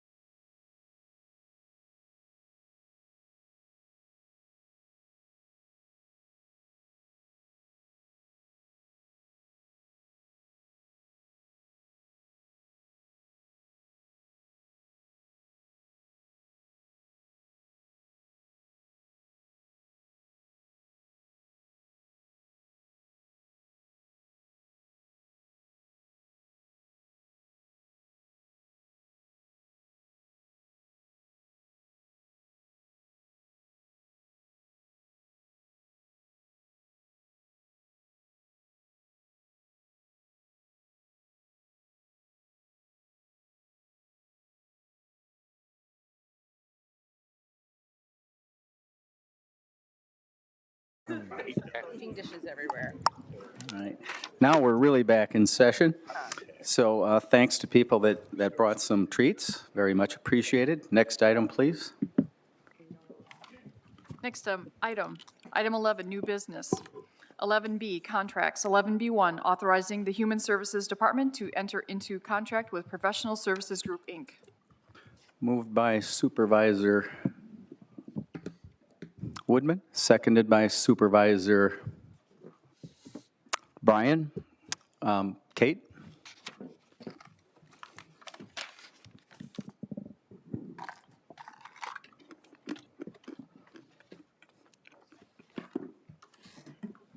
Hello, this resolution authorizes our department to enter into contract with the Professional Services Group, PSG. PSG is a significant partner in our Human Services Department work, particularly in the area of child protective services. They have staff co-located within our building at the DWRC and provide services to support and supervise family interactions, provide targeted safety supports in-home, and they oversee our Parents Supporting Parents grant, which integrates parents with lived experience into our CPS area. This is one of our largest contracts, and the funds for this contract is included in the approved 2023 budget. Any comments or questions? Seeing none, this is roll call. Please vote.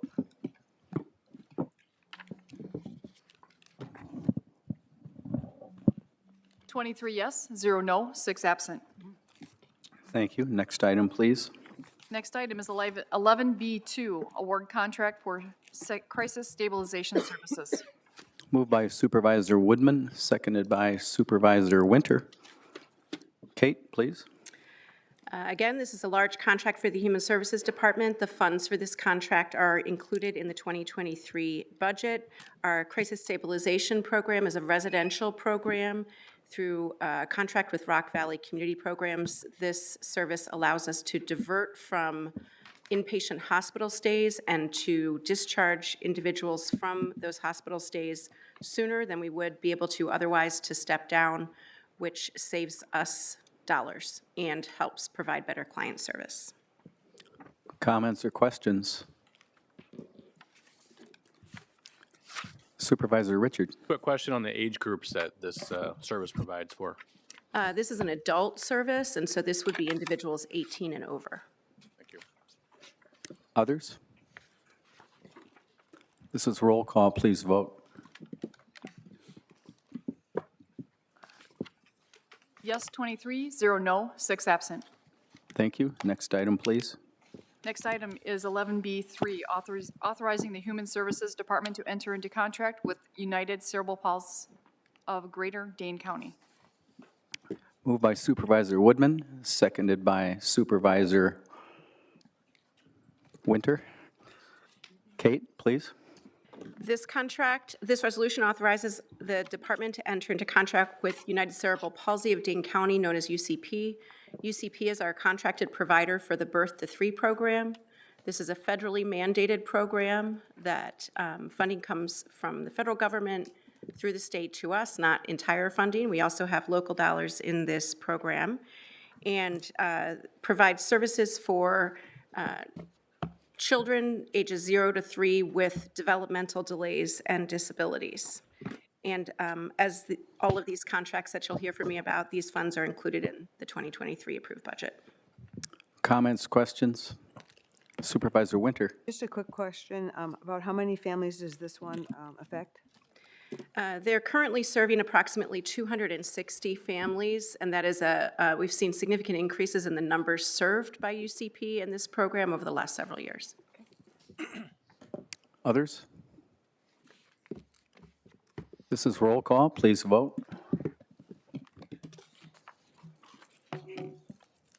Yes, 23, 0 no, 6 absent. Thank you. Next item, please. Next item, item 11B4, authorizing the Human Services Department to enter into contracts for comprehensive community services.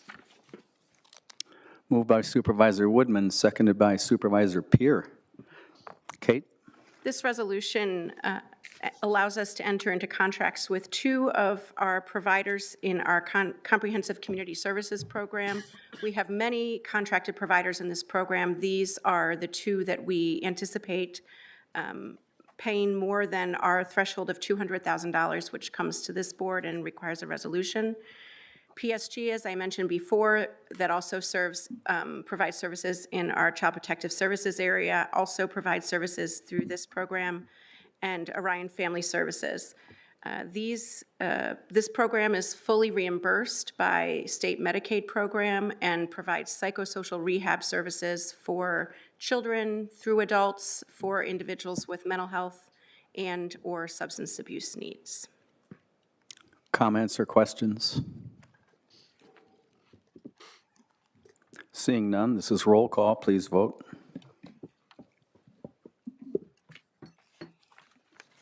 Yes, 23, 0 no, 6 absent. Thank you. Next item, please. Next item, 11B5, authorizing Human Services Department to enter into contract with Derek's House LLC. Moved by Supervisor Woodman, seconded by Supervisor Whitledge. Kate, please. Our contract with Derek's House is an important part of our continuum of care for youth. Derek's House is a licensed shelter care facility for youth who have nowhere else to go, unfortunately, sometimes, or are in between placement options when we are seeking placements. This is a service that used to be located, the shelter care used to be located as part of the YSC, the Youth Services Center. Several years ago, we transitioned to this contract with Derek's House, which is at a home in Beloit, to provide a 10-bed facility. Again, these are approved in, the funds are included in the 2023 budget. Comments, questions? Seeing none, this is roll call. Please vote.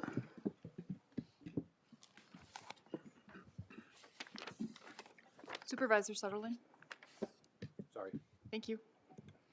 Yes, 23, 0 no, 6 absent.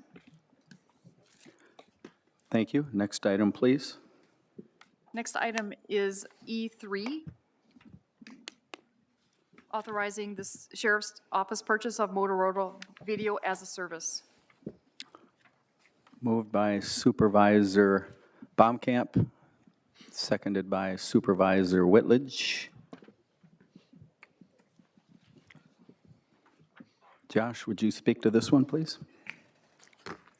So this is a sort of a hybrid project. Obviously, it's in the sheriff's office, but it's also an IT project.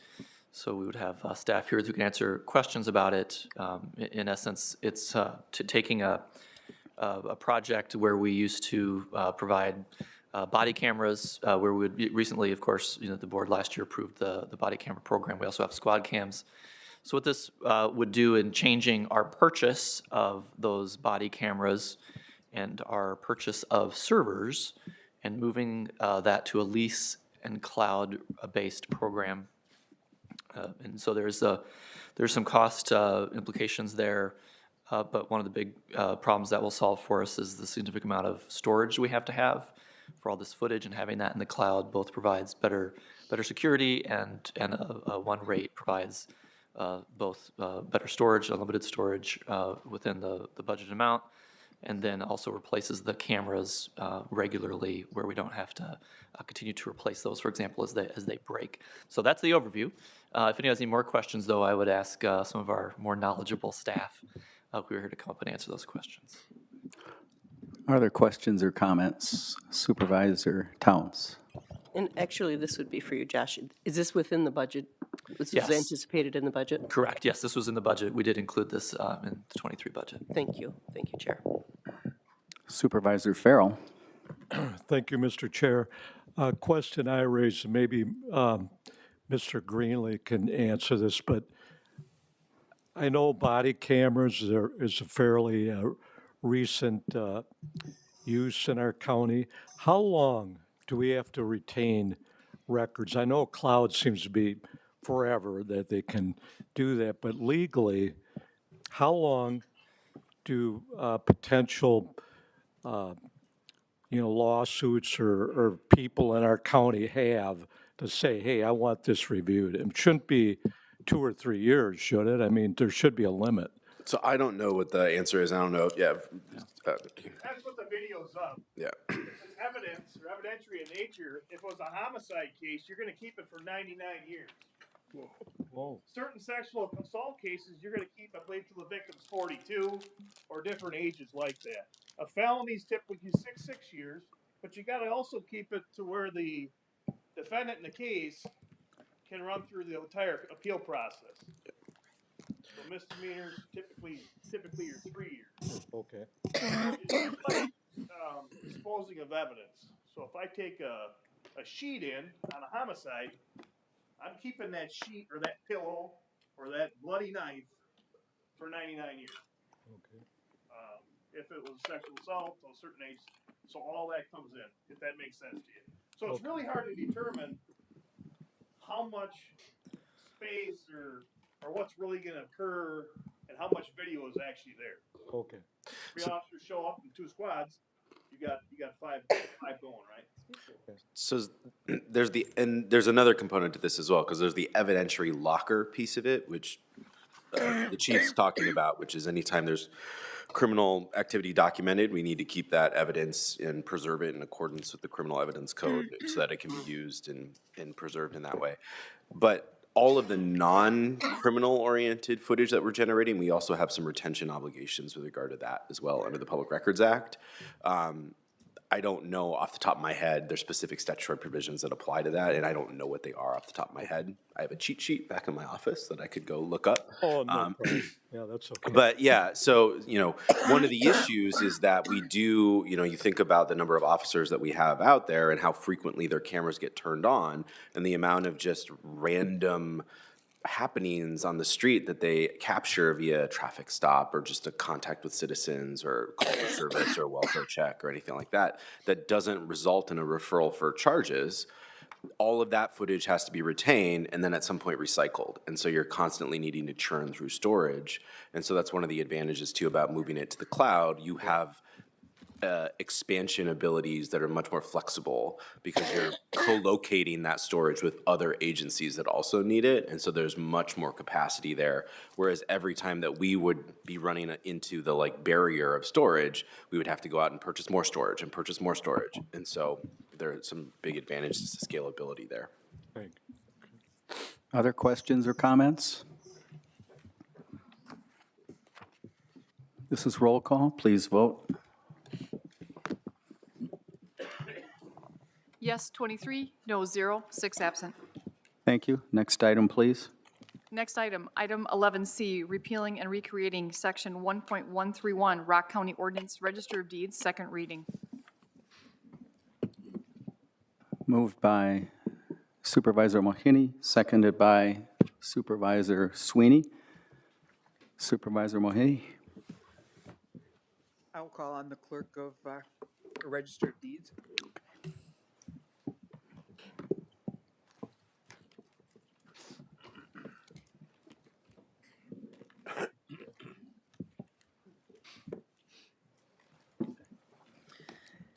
Hello, I'm Sandy Distrud, Rock County Register of Deeds. I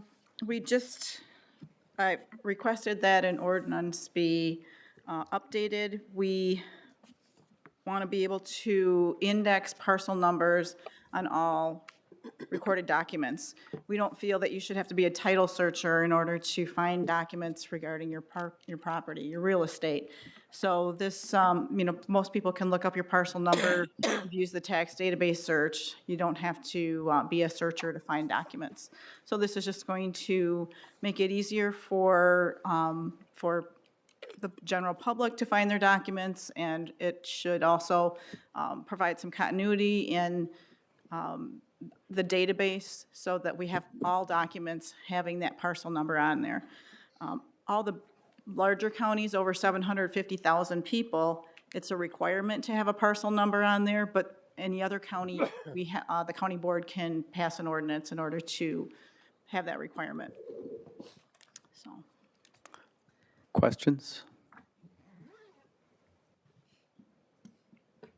Supervisor Mohini? So On all the most recent parcels? correct? Yep, ever since, well, since 2017, since I became Register of Deeds, since I was elected, we've been indexing the parcel numbers, and about 85% of documents already have them on there, but those, those other ones that are slipping through makes the database less complete.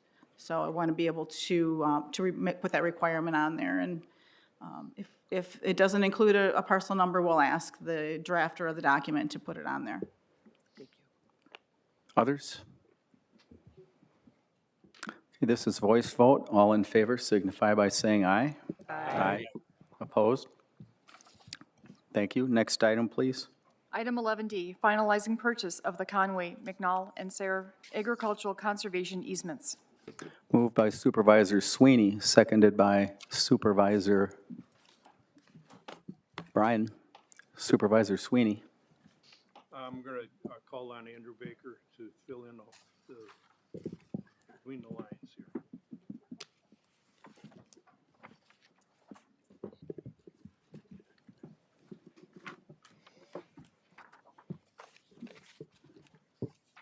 Hi, everyone. For those of you that I haven't talked with in the past, I'm Andrew Baker, the Director of Land Conservation Department. So the purchase of ag conservation easements is a program the county adopted about 10 years ago. It's obviously a voluntary program where a willing landowner applies. The county has criteria that were established by an ad hoc committee for ranking the easements based on the quality of the soils, proximity to other development, that type of thing. So this resolution is the final step in the acquisition of 3 parcels that have applied in years past. The acquisition, the process to begin the acquisition also came before the county board to give us permission to start expending funds and order the appraisal, surveys, and that type of thing. So the conservation easement value is based on an appraiser's value. The purchase price is a combination of county funds, federal funds, and then a landowner donation. In other words, the landowner gets paid for 75% of the value of that easement. The other 25% they can choose to use as an income tax deduction. So again, this is just a resolution to authorize the county to finalize 3 conservation easements. So back up one more step. The ag conservation easement ensures that the land remains in production agriculture into perpetuity. It's a permanent easement, but the land remains in private ownership. It's not open to the public for recreation or anything like that. The landowner is obligated to meet conservation standards, nutrient management plan, and is subject to annual review by our conservation staff. Questions, comments? Supervisor Zorro? Thank you, Mr. Chair. I'm just curious, what's the other side of this story in terms of what would be some reasons why someone would not vote for this? Not vote for this resolution or not participate in the program? Vote for this resolution.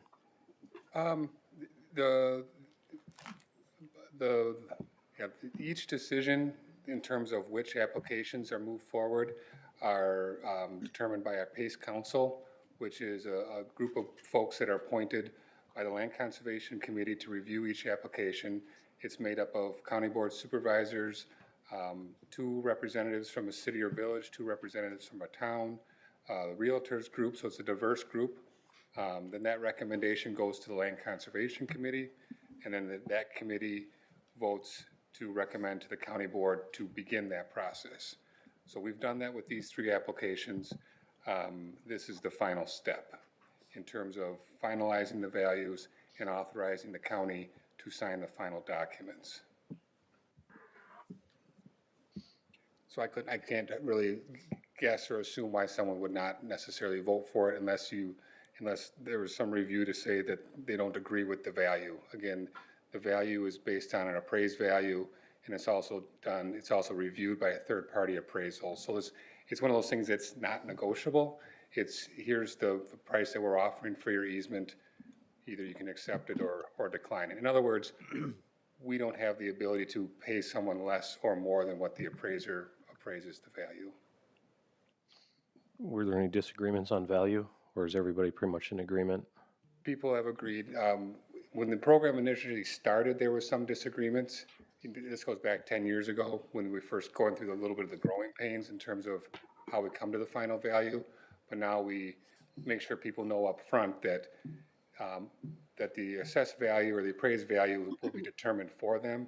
It's not like not like a purchase agreement that can be negotiated, but they can also just get out of it. If they aren't happy with it, then they just choose not to move forward. Others? Supervisor Richard? Thank you, Mr. Chair. Thanks, Andrew. You mentioned following nutrient management plans.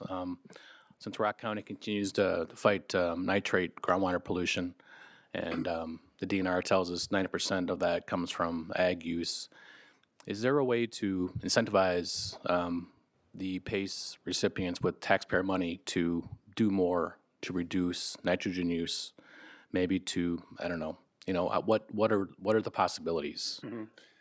One thing I can say is that Wisconsin standards, or the standards that we implement in Rock County, are more restrictive than other states. The federal government doesn't require the nutrient management to be a component of it. They require general conservation for erosion and that type of thing. But the nutrient management is one step further, so that's one step, in terms of what we're doing in Wisconsin. In terms of maybe increasing additional requirements, that's something that could be considered in the next round when we revise the PACE manual. The PACE manual is our guiding document in terms of how we process applications, all the steps. So that's something that could definitely be considered by the committee if it's something that the county board wants to look at. Thank you. Other comments, questions? This is voice vote. All in favor signify by saying aye. Aye. Aye. Opposed? Thank you. Next item, please. And next, item 11E, deleting 1.4 FTE licensed practical nurse and creating a 1.0 FTE nursing supervisor position. Moved by Supervisor Bryan, seconded by Supervisor Wilson. Supervisor Bryan? When the budget was recommended, the plan was to use a vacant nursing supervisor position to fund the new nurse manager position. However, Rock Haven subsequently took advantage of an opportunity to promote someone into the vacant nursing supervisor position, and now would be counterproductive to delete that filled position. This change ensures that no one loses their job due to this change, as the LPN FTE was currently vacant. Comments, questions?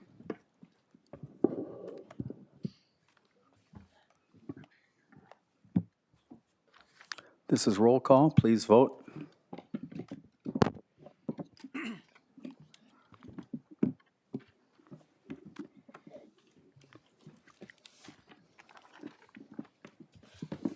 Yes, 23, no, 0, 6 absent. Thank you. Next item, please. Next item, item 12, adjournment. Before we do that, two quick things. First of all, I did not get back to the treat room to explain the joke.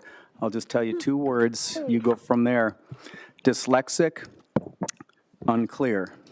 Dyslexic, unclear. You do the rest. I'd like to wish everybody a safe and happy holiday season. Hold on. We had a removal from the consent agenda that has to go still. No, we already did it. We did it. Was Oh, that- we forgot to, Yeah. no, we did it. Did them both. What did we forget? So item E3. Right, we did that after 11B5. Okay, never mind. Motion to adjourn? Yes. Supervisor Winter, seconded by Supervisor Richard. All in favor signify